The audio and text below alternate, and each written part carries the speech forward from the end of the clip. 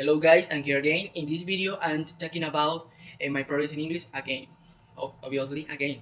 And well, I remember that I was a bit beginner when I was in level one. Level one. I remember that I didn't know how to connect sentences in a phrase. The phrase in a sentence. I didn't know. Literally, I didn't know. However, right now, I I have improved my English a lot. A lot.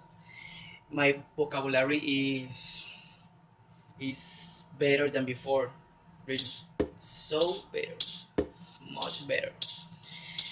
I remember I didn't. Sorry, I couldn't speak fluency. Right now, I can. Eh, uh, I'm so I'm so proud of me for that because it's a big step for my life.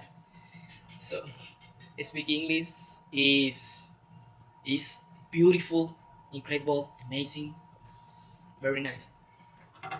Even when when you are speaking English, that emotion is amazing, exciting when you speak English with other people from Canada, United States, UK too.